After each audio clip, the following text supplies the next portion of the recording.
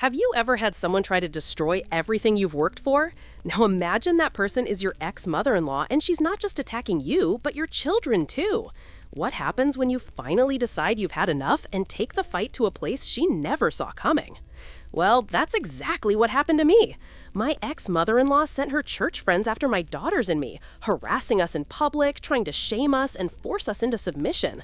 Little did she know, her manipulative little game would backfire in the most satisfying way possible. Let's dive in. If you've ever felt the sweet taste of justice after someone wronged you, smash that like button and subscribe for more stories like this one. Trust me, you're gonna want to stick around for this one because the revenge here is worth every second. Let's dive in. My name is Sarah, and I never imagined that my life would turn into a battleground both emotionally and legally. I'm a 46-year-old mother of two daughters, aged 17 and 15. For most of my life, I had what seemed like a perfectly ordinary marriage to my ex-husband. But all of that changed when my world came crashing down after his sudden death. It wasn't just his passing that tore our family apart, it was the aftermath, the pieces of his life that I had to pick up, most of which were shattered and stained by lies. My daughters, who had always looked up to their father, were left devastated when they discovered the truth about him. He had been cheating on me for years, living a double life, and now the legacy of his betrayal had haunted us all. What made it even worse was the fact that my ex-husband had left behind two boys, children of his affair partner. She had tragically passed away too, leaving the boys orphaned. My daughters, deeply scarred by the emotional trauma of discovering their father's infidelity, felt resentful towards the boys, who represented everything their father had done to betray us. It was difficult for them to come to terms with the situation, especially with so many emotional wounds to heal, so we sought therapy to work through the pain. But the chaos didn't stop there. My ex-in-laws, my former father and mother-in-law, seized the opportunity to make matters even worse. The vultures circled, and they decided that the best way to handle the situation was to try and gain custody of my daughters. They believed they could offer my girls a better life, but what they were really after was the inheritance, my ex-husband's life insurance, his bank accounts, everything. They knew that my daughters had inherited all of it. It wasn't about taking care of my girls, it was about controlling everything my ex had left behind. They wanted it all. I was the one who worked hard for everything, financially and emotionally. I was the breadwinner. Yet here I was, being dragged into a battle I never asked for. I had dealt with betrayal, loss, and grief, and now I was being forced into a fight for the very home I had built with my daughters. The last thing I needed was to allow my ex-in-laws to take control of our lives, to manipulate the situation to their advantage. I wasn't going to let that happen, not on my watch. I knew they were after more than just money. They wanted to take away my daughter's sense of stability and security. They wanted to control our lives, and I wasn't going to let them win. No matter how messy it got, I would fight tooth and nail to protect my children, to keep us together. I had already lost so much, my ex-husband, my peace of mind, my trust in people, but I wasn't going to let them take my daughters. They had to know that I wasn't just going to roll over and accept their manipulation. I was ready for whatever came next. It was supposed to be a simple, joyous outing, a small birthday treat for my youngest. Her 15th birthday was just around the corner, but I decided to take her out early for a bit of fun at the local weekend market. The place was always filled with fresh produce, homemade goodies, and the comforting hustle and bustle of small-town life. I had promised her a small budget to pick out whatever her heart desired, and I knew she'd be thrilled by the chance to get her hands on as much chocolate and sweets as she could manage. For a moment, it felt like we were just a normal family, my daughters and I enjoying a quiet, peaceful Saturday together. It felt good to let go of the stress, to forget about all the chaos for just a while. I watched as my youngest skipped away to the candy stall, giggling with excitement. I had made it clear she could get whatever she wanted as long as it was within the set budget. I knew she'd be happy with a pile of sugary treats, but it was more than that. It was about seeing her smile again after everything we'd been through. However, what should have been a carefree moment took a sharp turn for the worse when my phone rang. I froze when I saw the caller ID, my youngest. I picked it up immediately, but her voice was barely audible through the sobs. Mom, I there are people, weird people. They're shouting at me. My heart sank. Panic surged through me as I grabbed my eldest daughter by the arm. We need to go, now. We rushed through the aisles, weaving around the weekend crowd, my mind racing with thoughts of what could be happening. When we reached the location, the sight that met me stopped me in my tracks. 6 older women, some of whom I recognized from my ex-in-law's church, had surrounded my youngest. They were yelling at her, their voices harsh and judgmental. My daughter, who had always been shy and gentle, stood there trembling, her eyes filled with fear. The words they hurled at her cut through the air like daggers. They weren't just criticizing her for being rude or inconsiderate. They were calling her unchristian, accusing her of being a bad person. They scolded her for not wanting to spend time with her paternal grandparents, for refusing to embrace her now orphaned half-brothers, and for being selfish. "How could you do this to your family?" one of the women sneered. "Your father would never have wanted this." The venom in her voice made it clear that she wasn't just angry, she was trying to shame my daughter into submission, to guilt her into doing what they wanted. It was as if they had no regard for the deep pain my daughters had suffered. They didn't care that my youngest had witnessed the unraveling of her father's lies, that she had spent months in therapy to cope with the betrayal. None of that mattered to them. They wanted control, and they were willing to use whatever means necessary to manipulate my daughters into conforming to their ideals. I could feel my anger rising, my chest tighten with fury, but I knew I had to stay calm. I couldn't let my daughter see me lose control. I stepped forward, placing myself between the women and my youngest. My eldest, sensing the tension, quickly grabbed the candy she'd picked out and made her way toward the car, not looking back. Turning to face the women, I didn't hold back. "What the hell do you think you're doing?" I demanded, my voice cutting through the tension. "You have no right to treat my daughter like this." But they didn't stop. They just kept on, their voices louder now, accusing me of being the one to ruin everything. One woman, whose face I recognized from church, dared to bring up my ex-husband. "You're the one who broke up the family. You're the one who abandoned him when he needed you." I couldn't believe what I was hearing. These women, who supposedly represented the Christian values of love and forgiveness, were attacking us with nothing but cruelty. And the worst part? They were using my ex-husband's name, his betrayal, to justify their actions. They acted as if we were the ones in the wrong, as if we owed them some kind of penance for something we didn't cause. It became clear that there was no reasoning with them. They weren't here to understand or to help. They were here to push their agenda, to make my daughters feel small and guilty for their feelings. The scene grew louder. I could feel the eyes of the market-goers on us, the whispers starting to swirl. A few of the vendors looked uncomfortable, unsure whether they should intervene. Finally, a market security guard approached and asked us to leave. It wasn't surprising. At this point, the commotion had become too much. As I ushered my daughters toward the exit, I could feel the eyes of the women on my back, following us like vultures. I wanted to turn around, to yell, to make them understand how wrong they were, but there was no time for that. I had to get my girls out of there. I had to keep them safe, both physically and emotionally. The drive home was quiet. My youngest was still crying, her shoulders shaking as she tried to hold it together. My eldest, normally the more composed one, kept glancing back at her sister, her expression filled with concern. I could feel their pain in my own chest, the weight of what had just happened settling over me like a heavy cloud. But I refused to let them see my anger. I refused to let them think that this was somehow their fault. They didn't deserve to be treated like this, not by anyone, let alone people who claimed to care about them. The market incident was only the beginning, but it was a turning point. It was a moment where I realized just how far my ex-in-laws were willing to go to manipulate and control us. And it was the moment I decided that I wasn't going to stand by and let it happen anymore. I was done being a victim. I was done letting these people dictate our lives.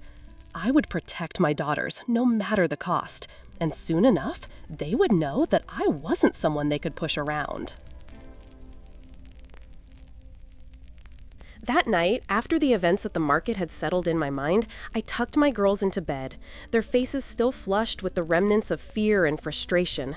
I wanted to comfort them, to tell them that everything was going to be okay, but I could feel that this battle wasn't over, not by a long shot.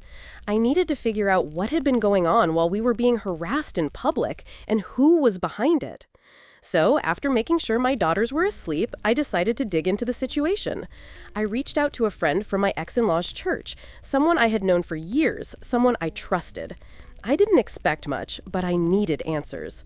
When he got back to me, I could tell by the tone of his message that things were far worse than I had imagined. He apologized immediately, expressing how sorry he was that my family was going through this. Then he explained the situation. My ex-mother-in-law had posted a lengthy, emotional rant on the church's Facebook group. This post, which had quickly gained traction, painted me and my daughters as the villains of the entire family saga. According to her, we were the ones causing her suffering, leaving her homeless, penniless, and heartbroken. I could feel my blood pressure rising as I read through the messages. She had fabricated a narrative that made it look like we had abandoned her, and worse, she was using the church's online platform to rally others to her side, twisting the truth to fit her narrative. Her post accused my daughters of being cold-hearted and selfish, claiming that they had completely cut off contact with her, and that we had no regard for the pain she was going through after my ex-husband's death. She made it sound like we were the ones responsible for the family's collapse, for the situation that had unfolded after his passing. But that wasn't even the worst part. She had the audacity to accuse me of being the reason she lost her grandsons. This was where she crossed a line I wasn't prepared for. She claimed that I was the one who had caused her grandsons to be taken away from her. I couldn't believe what I was reading. She had turned the entire situation around, painting me as the villain who had destroyed not just her life, but the lives of my daughter's half-brothers. I sat there in stunned silence, my mind reeling from the betrayal of someone who had once been a mother figure to me. The lies she had spread were vile. It wasn't enough that I had to cope with the aftermath of my ex-husband's betrayal and his tragic death. Now I was being blamed for things I had no part in. I wasn't the one who started the affair. I wasn't the one who caused the chaos. I had been left to pick up the pieces while trying to protect my daughters from the fallout. But somehow, in her warped version of events, I was the one to blame for it all. What hurt the most was the way she twisted the truth about my daughter's relationship with their half-brothers. My girls had suffered enough. They had been devastated when they learned about their father's affair and the existence of the boys. It wasn't their fault they couldn't form an immediate bond with the children they had only just learned about. The trauma they had gone through, the years of betrayal they were still grappling with, weren't acknowledged in my ex-mother-in-law's post. Instead, she portrayed them as heartless for not immediately accepting the boys into their lives. She even went so far as to suggest that their refusal to accept the children was a direct result of me being cold and un-Christian. She painted a picture of a mother who was too selfish to allow her daughters to experience the family unity she so desperately wanted. The lies she spread didn't stop there. She even went so far to imply that I had no empathy for my ex-husband's family, claiming that I was actively trying to ruin their lives and keeping my daughters from them. It was maddening. I was the one who had been left to deal with the emotional aftermath of my ex-betrayal, to support my daughters through their pain, and yet I was the one being vilified. Reading all of this made me feel sick to my stomach. How could someone I once trusted so deeply, someone who had been family, turn on me like this? It wasn't just the lies, it was the sheer cruelty with which she manipulated the truth, using her position in the church to make others see us as the villains. I couldn't let this stand. She had crossed a line, and I wasn't going to let her get away with it. But as much as I wanted to confront her immediately, I knew I had to be careful. This wasn't just about defending myself. It was about protecting my daughters and making sure that the lies she spread didn't damage their reputation further. I had to expose the truth, but I needed a plan. I couldn't just let her get away with it. I had reached my breaking point. The lies, the manipulation, the public humiliation, it was too much to bear. I had done everything I could to protect my daughters, to shield them from the fallout of their father's infidelity. But now, with my ex-mother-in-law turning the entire church community against us, I realized something. I couldn't keep taking the punches without fighting back. It was time to take matters into my own hands. What really pushed me over the edge was the realization that my ex had left me with everything I needed to expose the truth.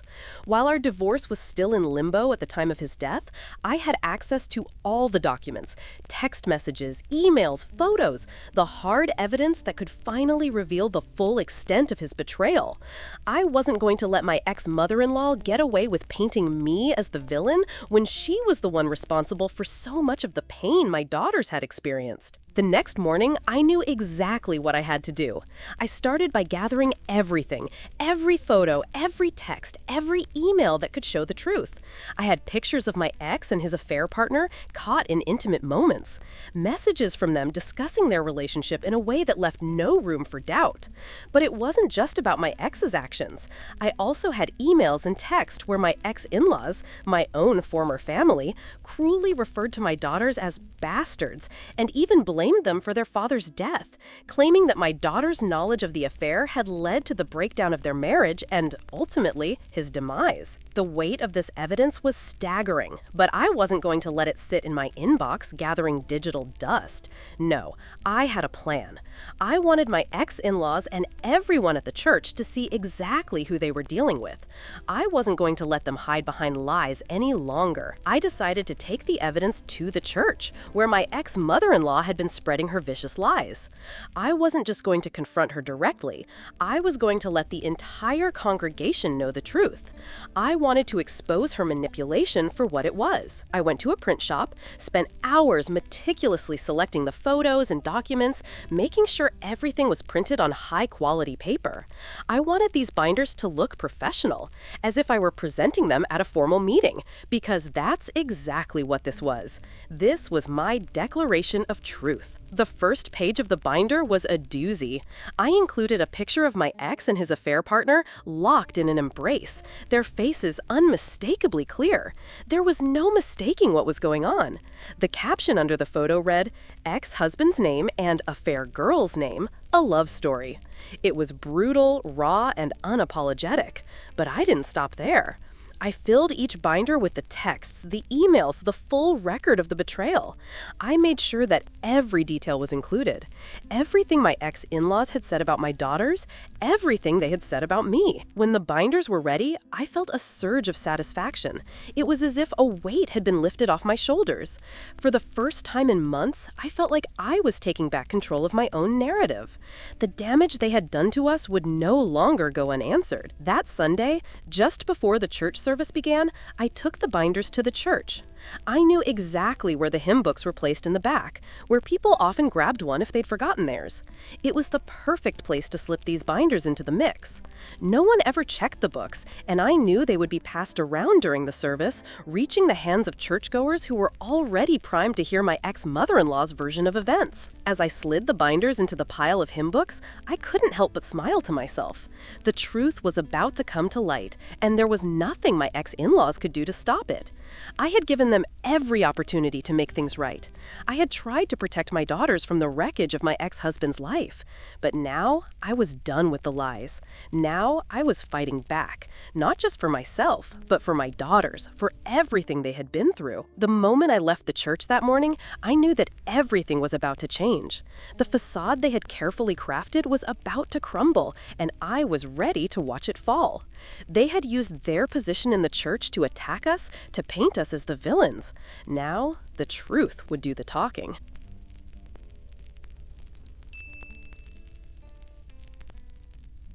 It didn't take long for the storm to hit. The binders I had slipped into the hymn book stack spread like wildfire across the church community. In a matter of hours, the congregation was buzzing, the images and the damning evidence reaching every corner of the church. As expected, the scandalous photos of my ex and his affair partner locked in a passionate embrace were the first to capture everyone's attention. People couldn't look away from the undeniable betrayal that was laid out before them. It wasn't just the images, it was the texts and emails I had carefully printed. The vicious words my ex-in-laws had used to describe my daughters, the name-calling, the accusations, the blatant cruelty were now in the open for everyone to see.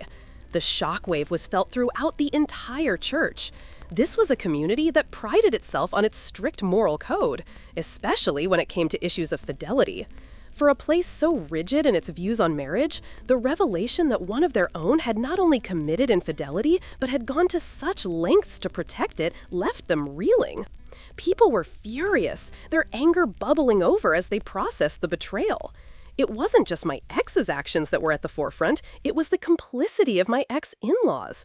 They had been enablers of his lies and deceit, and they had done everything in their power to manipulate the narrative and cover up the truth. For the first time, the congregation saw them for what they were. The pastor, usually a calm and composed figure, had to step in quickly to keep things from spiraling out of control. He called for a meeting after the service, trying to quell the outrage, but it was clear that the damage had already been done. The truth had taken root, and there was no undoing the revelations that had just exploded in the church's face.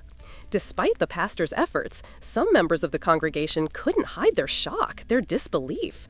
Many approached me afterward, offering their sympathy, expressing their sorrow for what my daughters and I had gone through. They understood the trauma my girls had endured when they uncovered the truth about their father's affair. Some even quietly acknowledged that they had suspected something wasn't right in the family, but hadn't known how to address it. They were on our side now, and for the first time, I felt like we weren't alone in this fight. But the real twist came from my ex-mother-in-law. As the church began to turn on her and her husband, she scrambled to salvage what little dignity she had left. The emotional narrative she had so carefully constructed began to crumble, and she attempted to spin another tale, a sad story of how she was now being alienated by everyone, how she had been left out in the cold without any support. She painted herself as the victim, mourning the loss of her great son, who would have taken care of her had he still been alive. Her attempts at sympathy fell flat, though. No one was buying it anymore. The truth was too overwhelming. People saw through her fabricated sob story. The truth about her role in enabling my ex-husband's lies and the cruel way she had treated my daughters could not be ignored any longer. Her emotional manipulation couldn't mask the reality that she and her husband had been complicit in making our lives a living hell. The support she had once enjoyed in the community was quickly dwindling. I could see the judgment in people's eyes, some of them finally realizing just how far she had gone to twist the truth. The church that had once been her fortress of support was now starting to turn its back on her. For the first time in years, she was exposed, and there was nowhere for her to hide. Her tears and accusations fell on deaf ears. She was met with uncomfortable stares and hushed whispers. Some even confronted her, calling her out for the years of manipulation and cruelty. And for once, I wasn't the one bearing the brunt of it. The congregation had seen the evidence. The truth had spoken louder than any of her desperate pleas for sympathy. The fallout was far-reaching. It wasn't just the scandalous revelation of my ex-husband's affair and my ex-in-law's cruel behavior. It was the way the church community had once allowed them to hide behind their religious facade, turning a blind eye to the damage they were causing. But now, that facade had been shattered. The truth was in the open, and it was too powerful for them to deny. What amazed me most, though, was the way the church rallied behind my daughters and I. In a strange twist, the very people who had once been manipulated by my ex-in-laws now stood with us. The community, though shaken, began to see the strength and resilience we had shown through all of this. My daughters, who had once been vilified for their emotions and their inability to accept their half-brothers immediately, were now being supported by people who understood their pain. It was clear that my ex-in-laws' influence in the church was slipping away. Their attempts to play the victim, to twist the narrative in their favor, were futile. The truth had come out, and there was no going back. They were losing their hold on the community, and I could finally breathe a sigh of relief. For the first time in a long time, I felt like justice was on our side. My daughters and I had been through so much, and while the journey wasn't over, this was a pivotal moment. My ex-in-laws had been exposed for who they truly were, and the church, which had once been a place of power for them, was now a place where they were unwelcome. But as I walked away from that church service, I knew that the worst was behind us. The truth had won, and there was no longer any room for their lies. The damage they had done couldn't be undone, but they had been stripped of their power, and that, in itself, was a victory. It didn't take long for the tide to turn. What had once been a scandalous whisper among the church members had quickly grown into a full-fledged storm. The truth, now laid bare in front of the entire congregation, began to work its magic, stripping away the masks my ex-in-laws had so carefully worn for years. The same people who had once praised them for their faith and devotion now began to see them for what they truly were: manipulators, liars, and enablers of a betrayal that had shattered a family. It was only a matter of days before the inevitable happened. My ex-in-laws were asked to leave the church. Their presence was no longer welcome, not after the truth had come out. The congregation, once so tightly bound by shared beliefs, now recoiled from them in disgust. I had been fighting for my dignity, my daughter's dignity, and now I had something even better. I had the vindication we all deserved. There were no grand announcements, no public spectacle. It was subtle, almost understated, the way the church members began to distance themselves. But it was unmistakable. People who had once greeted my ex-mother-in-law with smiles and handshakes now turned their backs on her. She, who had been the center of attention for so long, was now just another face in the crowd, ignored and shunned by those she had once tried to control. It was a quiet but powerful form of revenge. The very place my ex-mother-in-law had relied on to manipulate and isolate us was now the place where she was publicly humiliated. The church, which had long been a safe haven for her to spread her version of events, had turned into the very space where she had lost everything. And the best part, she had no one left to defend her. It wasn't just the social rejection that stung. The real kick in the teeth came from the people who had stood with her, who had believed her lies. Some of them, realizing they had been taken in by her manipulation, sought out my daughters to apologize. I had always feared that my girls would carry the weight of being misunderstood, but now the apology letters began to pour in. 2 of them arrived in the mail that week. Letters, handwritten and heartfelt, from members of the congregation. The words were simple. "I'm so sorry for what you've been through. I should have listened. You didn't deserve any of this."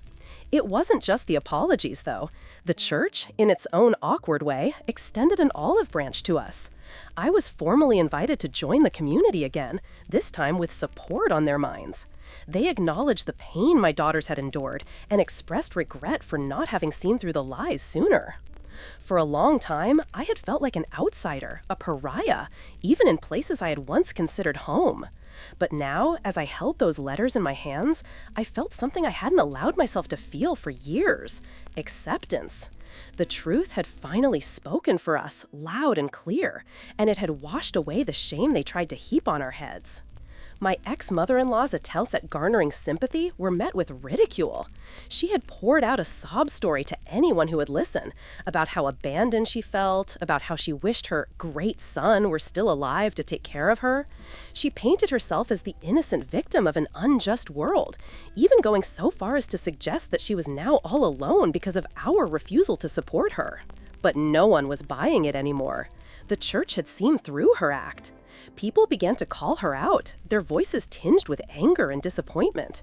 They confronted her about the years of manipulation and cruelty, about how she twisted the narrative to make herself look like a martyr while disregarding the suffering of my daughters. They spoke openly about how she had used her position to control and guilt-trip us, all in the name of maintaining appearances. For once, she had nowhere to hide. The public facade she had so carefully constructed had crumbled, and she was left standing alone. It was poetic justice, really. She had built an empire on lies, on manipulating people's perceptions, and now it was all crashing down. The very community she had used to shield herself from accountability was now the same community that had turned its back on her. For my daughters and me, the relief was overwhelming. We had fought so long to be heard, to have our truth acknowledged. And now, with the church standing behind us and the rest of the community seeing my ex-in-laws for who they really were, we could finally breathe. We had won, not just in the eyes of the law, but in the eyes of the people who had once doubted us. The victory wasn't about revenge in the traditional sense. It wasn't about rubbing their noses in it or making them suffer the same way they had made us suffer. No, it was about reclaiming our dignity, our narrative. It was about seeing the truth come to light and watching as those who had tried to tear us down were exposed for what they truly were. We had lost so much. My ex-husband, the ideal family life we once had, and the trust we had in people. But we had gained something far more valuable: the truth, the respect we deserved, and the freedom to move forward, knowing that we had fought for our family and won. And for the first time in a long time, I knew that my daughters and I would be okay.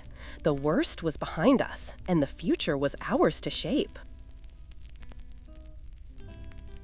It's strange, isn't it? When you finally stop being the victim and decide to take control of your own narrative.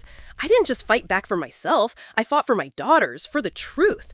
In the end, justice was served, and sometimes that's the sweetest revenge of all. What's the most satisfying revenge you've ever seen or experienced? Let me know in the comments below. And if you enjoyed this story, make sure to like, share, and subscribe for more revenge tales where the bad guys always get what's coming to them. See you next time!